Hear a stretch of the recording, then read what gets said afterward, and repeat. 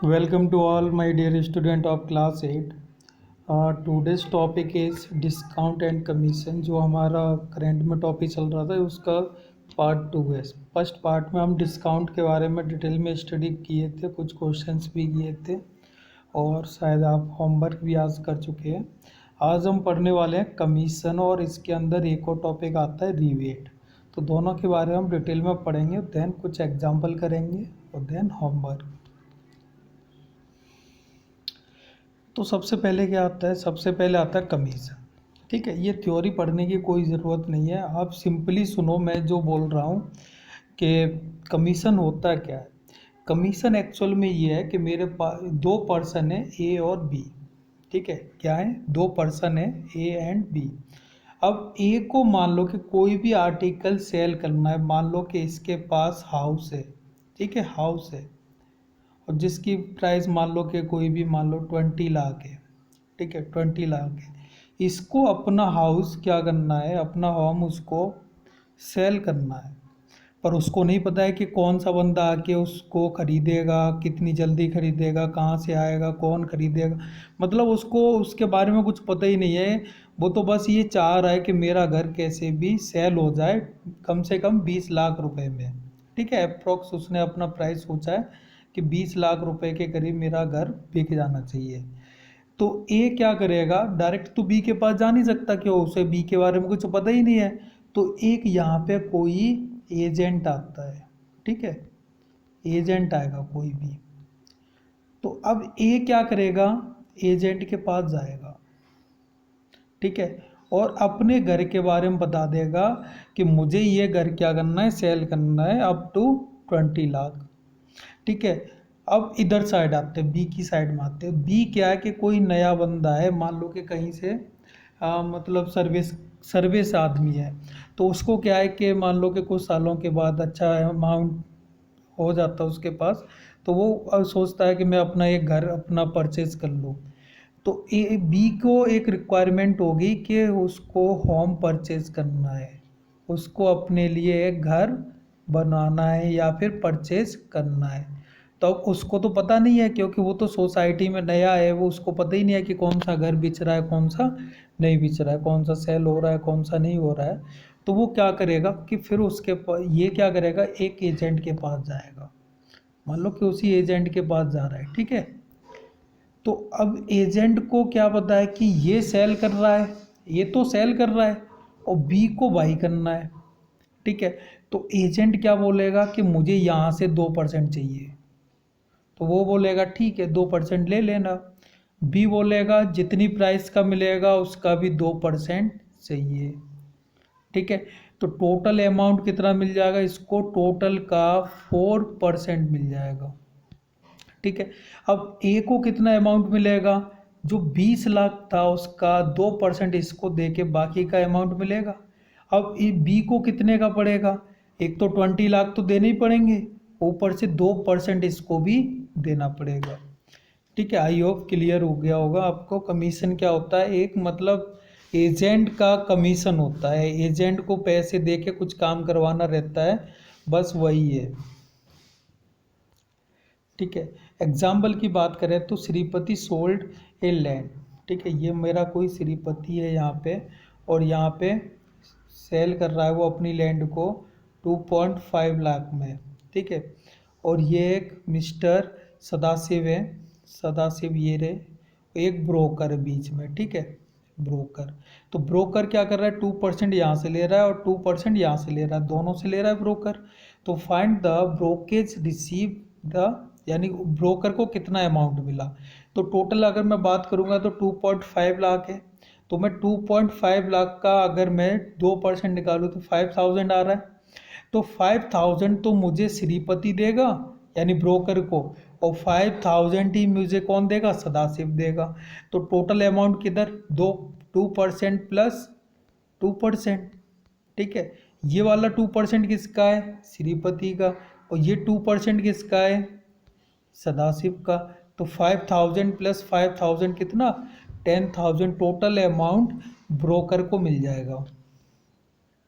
ठीक है, नेक्स्ट अगर एग्जाम्पल की बात करें तो Ram sold 10 quintal of wheat इतने रुपए पर कुंटल, यानी 4050 पर कुंटल थ्रू एन एजेंट। ठीक है, एजेंट के थ्रू वो क्या करता है, सोल्ड करता है, सेल कर रहा है। The commission was paid at the rate of 1%। अब जो मतलब एजेंट है वो अपना क्या ले रहा है, 1% कमीशन ले रहा है। ठीक है, तो find the amount Ram received after selling the wheat. तो अब यहाँ से देखो टोटल अमाउंट, देखो 1 कुंटल का इतना, तो 10 कुंटल का कितना हो जाएगा, इतना हो जाएगा 40,500। अब 1% यानी उसने इतने रुपए में तो सेल कर दिया, तो अब ये टोटल अमाउंट तो उसको मिलेगा नहीं, क्योंकि उसने एजेंट के थ्रू उसने सेल किया। तो एजेंट को क्या देना पड़ेगा, 1% देना पड़ेगा। तो फिर मैं इसका 1% निकालूंगा, तो 1% कितना आ जाएगा, 405 रुपीज़। तो अब टोटल अमाउंट में से मैं क्या कर दूंगा, एजेंट के पैसे माइनस कर दूंगा, तो मुझे क्या मिल जाएगा, जितने पैसे मतलब राम को मिलने वाले थे वो पैसे उसको मिल जाएंगे। ठीक है, फिर से सुन लो, 1% एजेंट को देने हैं, तो टोटल अमाउंट का पहले मैंने 1% निकाला, 1% कितना आया, 405 रुपीज़ आया। तो ये वाले अमाउंट जो है राम को एजेंट को देने पड़ेंगे, तो टोटल अमाउंट कितना मिलेगा, तो जो सेलिंग प्राइस है उसमें से 1% यानी 405 मैं क्या कर दूंगा, माइनस कर दूंगा, तो मेरे पास निकल के आ जाएगा 40,095 रुपीज़। तो ये अमाउंट जो है वो राम को 10 कुंटल वीट सेल करने पे मिलेगा। रिबेट की बात करें तो रिबेट भी एक कमीशन टाइप का होता है। ठीक है, कैसे, आप ध्यान से सुनना, कि जैसे कभी कभी ऐसा होता है कि मान लो कि मैं पीटर इंग्लैंड के शोरूम में कुछ परचेज करने गया। अब जैसे ही मैंने देखा कि वहाँ 30% ऑफ लिखा है, 40% ऑफ लिखा है, तो ये मेरा डिस्काउंट होगा, रिबेट नहीं होगा। ठीक है, रिबेट क्या होता है कि आपको पर्सनली मैसेज आ जाए कि you have purchase 3000 rupees and you will get 30% of, मतलब इंडिविजुअल आपको मिल जाए, तो वो होता है मेरा क्या, रिबेट। या फिर देखो ऑनलाइन शॉपिंग बहुत चल रही है, ऑनलाइन शॉपिंग की बात करूँ तो कभी कभी ऐसा होता है कि जैसे ऑफर आते हैं या सेल आती है, तो कभी कभी ऐसा होता है कि 5000, जैसे अमेज़न की बताऊँ मैं, 5000 की यानी परचेजिंग करो तो आपको 10% कैशबैक मिलता था।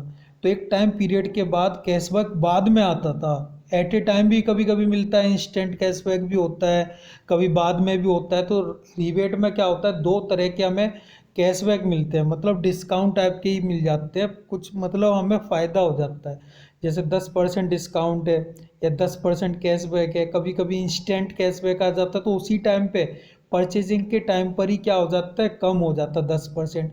कभी कभी ऐसा होता है कि 10% कैशबैक आएगा, इंस्टेंट ऑफ नहीं है, तो फिर वो कुछ दिनों के बाद आता है। तो ये मतलब रिबेट हमारा एट ए टाइम भी हो सकता है और बाद में भी हो सकता है।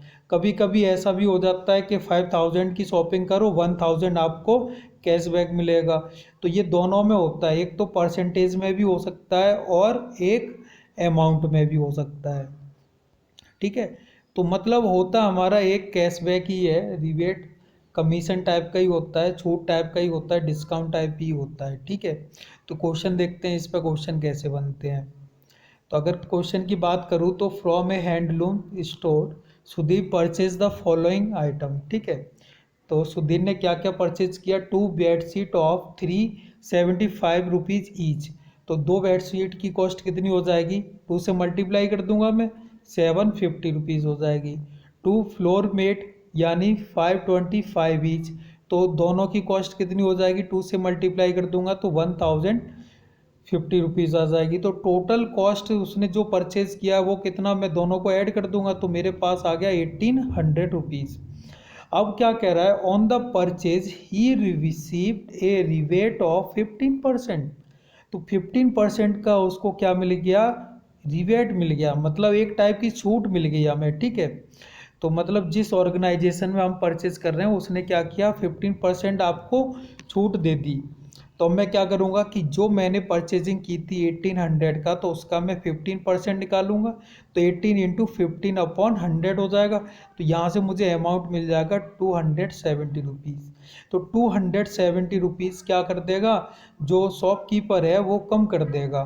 तो सुधीर को अब कितना पैसा देना पड़ेगा, पहले तो देना था 1800, अब इतनी छूट मिल गई उसको तो ये मैं माइनस कर दूंगा, तो टोटल अमाउंट कितना देना पड़ेगा, 1530 रुपीज़। ठीक है, नेक्स्ट क्वेश्चन की बात करूँ तो Rafiq sold flower worth 15,000 by giving 4% commission to agent. तो रफीक क्या कर रहा है, फ्लावर यानी बेच रहा है 15,000 के, पर एजेंट को 4% क्या दे रहा है, कमीशन दे रहा है। तो find the commission he paid, तो उसने कितना कमीशन दिया, तो हमें 4% निकालना है। तो find the amount receive by the Rafiq, तो आखिर में उसको रफ़ीक को कितना पैसा मिलता है। तो सबसे पहले बात आती है कि फ्लावर कितने में सेल हुए, तो आंसर है 15,000। ठीक है, अब इसके बाद हम देखेंगे तो 4% क्या है, इसमें से सेलिंग प्राइस का 4% क्या है, एजेंट का है। तो फिर मैं 15,000 का 4% निकालूंगा, तो 4% निकालते ही मुझे पता चल जाएगा ये कितना आ गया, 600 रुपीज़ आ गया। मीन्स 15,000 का 4% कितना आ गया, 600। तो 600 रुपीज़ मैं एजेंट को दूंगा। तो अब रफ़ीक को कितना मिलेगा भाई, टोटल अमाउंट इतना मिला, जिसमें से 600 रुपये चले गए एजेंट के लिए, तो कितना बचा, 15,000 माइनस ऑफ 600, तो कितना आ जाएगा, 14,400 रुपीज़। ठीक है, तो रफ़ीक को कितना पैसा मिलेगा, 14,400 रुपीज़, और एजेंट को कितना मिलेगा, 600। नेक्स्ट क्वेश्चन की बात करूँ तो Umatai purchase following item for a Khadi Bhandar. ठीक है, तो उमाताई क्या कर रहे हैं, खादी भंडार से परचेजिंग कर रहा है, ठीक है, कर रही है। तो 3 साड़ीज़ और ईच यानी हर एक की प्राइस कितनी है, 560 रुपीज़ है। तो 3 साड़ी की कॉस्ट कितनी आ जाएगी, 3 से मल्टीप्लाई कर दूंगा तो 1680 रुपीज़ आ जाएगी। ठीक है, अगर मैं सेकंड की बात करूँ तो और क्या परचेज कर रही है, 6 बोतल of honey for 90 rupees each. तो हर एक यानी 6 बोतल हनी की ले रही है, हर एक की प्राइस कितनी है, 90 रुपीज़ है। तो 90 से मल्टीप्लाई कर दूंगा तो कितना आ जाएगा, 540। तो टोटल उसने परचेज किया कितने का किया, तो वो मैं दोनों को ऐड कर दूंगा, तो ऐड करने के बाद मेरे पास आ गया 2220 रुपीज़। ठीक है, तो यहाँ से अब देखो, on the purchase she received a rebate of 12%। तो 12% स्पेशली उसको क्या मिल गया, डिस्काउंट मिल गया है। रिबेट क्या होता है, एक तरह का इंडिविजुअल डिस्काउंट होता है। How much total amount did he Umatai pay, तो 12% का क्या मिल गया उसको, रिबेट मिल गया, मतलब डिस्काउंट टाइप का मिल गया। तो 12% में निकालूंगा फिर इसका, तो टोटल अमाउंट का फिर मैंने 12% निकाला, तो यहाँ से कितना आ गया, 266 रुपीज़ एंड 40 पैसा। तो अब इतने की तो उसको छूट मिल गई, तो अब क्या करेंगे, टोटल अमाउंट में से ये रिबेट वाला अमाउंट क्या कर दूंगे, माइनस कर देंगे। तो माइनस करने पर मुझे कितना मिल गया, 1953 रुपीज़ एंड 60 पैसे। तो ये उमाताई को क्या करना पड़ेगा, इतना सारा परचेजिंग करने पे पे करना पड़ेगा। ओके।